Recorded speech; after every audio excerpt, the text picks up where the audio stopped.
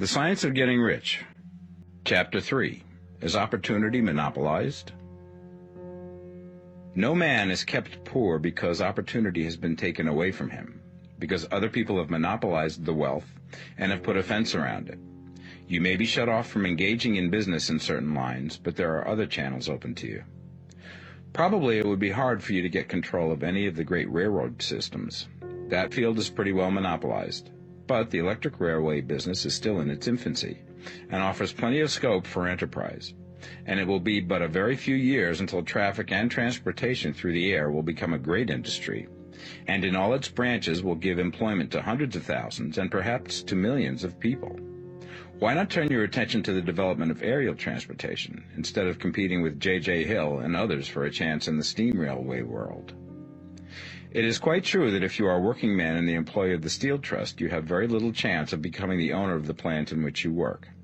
But it is also true that if you will commence to act in a certain way, you can soon leave the employ of the Steel Trust. You can buy a farm from 10 to 40 acres and engage in business as a producer of foodstuffs.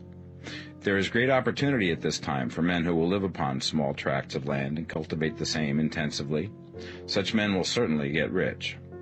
You may say that it is impossible for you to get the land, but I'm going to prove to you that it is not impossible, and that you can certainly get a farm if you will go to work in a certain way. At different periods, the tide of opportunity sets in different directions, according to the needs of the whole, and the particular stage of social evolution which has been reached.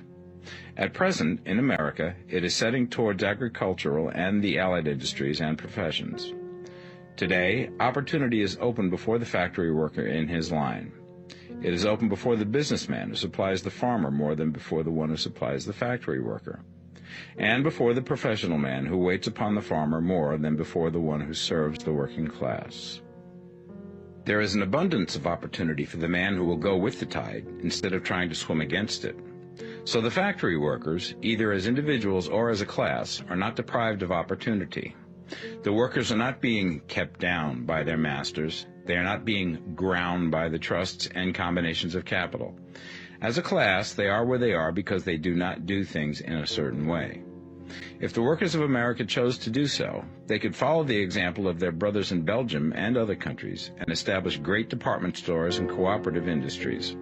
They could elect men of their own class to office and pass laws favoring the development of such cooperative industries.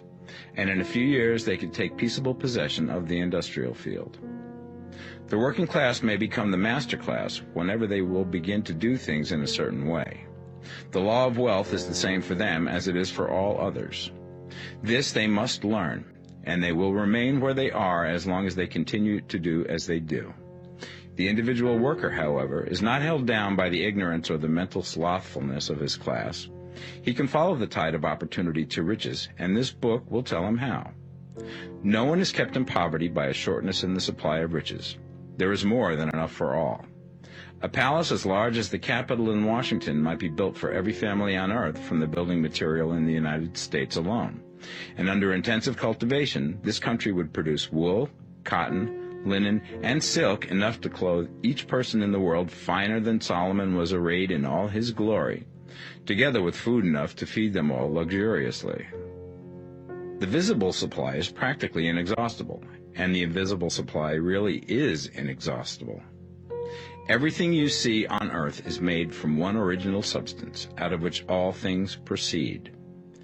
New forms are constantly being made, and older ones are dissolving, but all are shapes assumed by one thing. There is no limit to the supply of formless stuff or original substance. The universe is made out of it, but it was not all used in making the universe. The spaces in, through, and between the forms of the visible universe are permeated and filled with the original substance, with the formless stuff, with the raw material of all things. 10,000 times as much has been made might still be made, and even then we should not have exhausted the supply of universal raw material.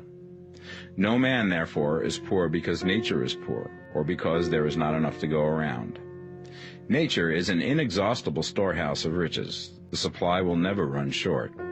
Original substance is alive with creative energy and is constantly producing more forms. When the supply of building material is exhausted, more will be produced. When the soil is exhausted so that foodstuffs and materials for clothing will no longer grow upon it, it will be renewed or more soil will be made. When all the gold and silver has been dug from the earth, if man is still in such a stage of social development that he needs gold and silver, more will be produced from the formless.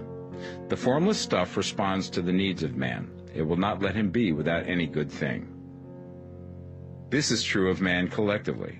The race as a whole is always abundantly rich, and if individuals are poor, it is because they do not follow the certain way of doing things which makes the individual man rich. The formless stuff is intelligent. It is stuff which thinks. It is alive and is always impelled towards more life. It is the natural and inherent impulse of life to seek to live more.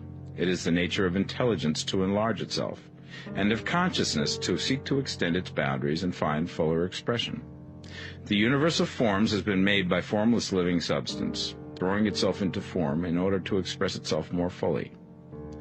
The universe is a great living presence, always moving inherently towards more life and fuller functioning. Nature is formed for the advancement of life. Its impelling motive is the increase of life. For this cause, everything which can possibly minister to life is bountifully provided. There can be no lack unless God is to contradict himself and nullify his own works. You are not kept poor by lack in the supply of riches. It is a fact which I shall demonstrate a little further on, that even the resources of the formless supply are at the command of the man or woman who will act and think in a certain way.